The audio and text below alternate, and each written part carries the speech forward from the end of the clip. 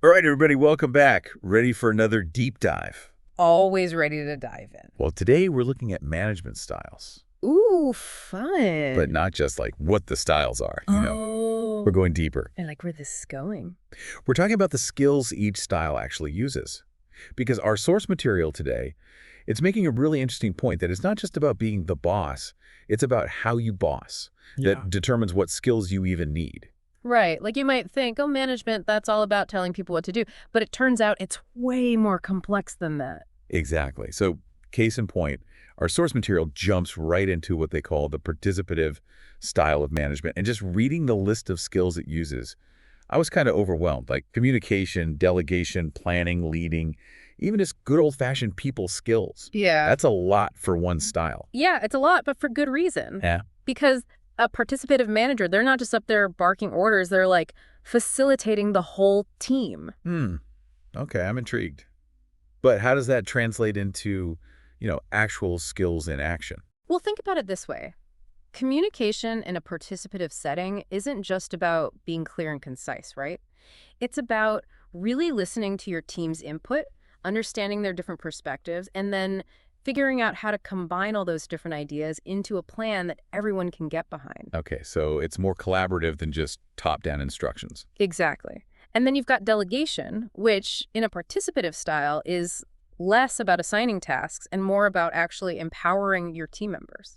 Like giving them the freedom and responsibility to take ownership of their work and really utilize their individual strength. I see. So it's less about micromanaging and more about trusting your team to get the job done. Yeah, exactly. And all of that requires some serious interpersonal skills from the manager. They got to be able to build trust and open communication so that everyone on the team feels comfortable sharing their ideas and, maybe even disagreeing sometimes.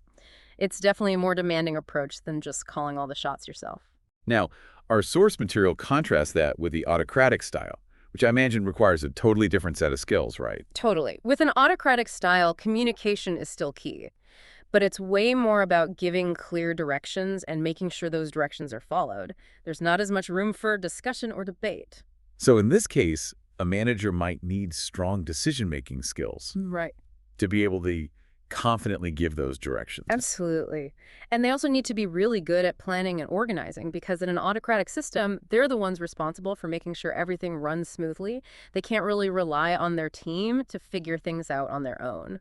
So both styles require strong leadership skills, but in different ways. Exactly. And Yeah. that's why it's so important to understand that there isn't one right management style. It really depends on the specific situation and the team you're working with. Okay, that makes sense. So how do you know which style is right for you? Well, that's where things get really interesting. Our source material actually makes a really cool point about how your natural decision-making tendencies can influence your management style. Like if you're someone who's really confident in your own judgment and you're comfortable making decisions quickly, you might naturally gravitate towards a more autocratic or directive style. Interesting. So maybe your personality plays a role in what kind of manager you become. Oh, absolutely. And the same goes for your skills, right? Like if you're really good at building relationships and creating a collaborative environment, you might be more drawn to a participative style.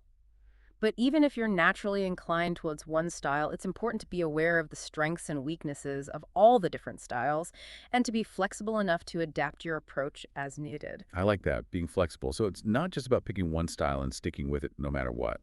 Exactly. It's about being able to adjust your style based on the specific situation you're in and the needs of your team. Like maybe in a crisis situation, you need to be more autocratic and decisive to get things done quickly. But then in a more creative brainstorming session, you might want to be more participative and encourage everyone to share their ideas. Yeah, that makes sense. And it's probably important to remember that even within these broader styles, there's still a lot of room for variation, right? Like you could have two autocratic managers who lead in very different ways. For sure. Like one autocratic manager might be super strict and rule-oriented, while another might be more willing to listen to their team's input, even if they ultimately make the final decision themselves. So there's a lot of nuance to all of this. It's not just black and white. Exactly. And I think the key takeaway here is that management isn't just about one set of skills. It's about being aware of your own strengths and weaknesses, understanding the different styles of management, and then being able to adapt your approach to fit the specific situation you're in. Awesome. So listeners, as you go about your day, leading your teams or being part of a team, take a minute to think about the managers you've had, good and bad. What styles were they using? And how did that impact you and the work you were doing? Because once you start paying attention to this stuff, it can really help you understand the dynamics of the workplace and maybe even become a better leader yourself. That's such a good point. Like, think about the times you felt really motivated and engaged at work versus the times you felt stifled or frustrated. Chances are the management style of your boss played a big role in those feelings. Yeah, for sure.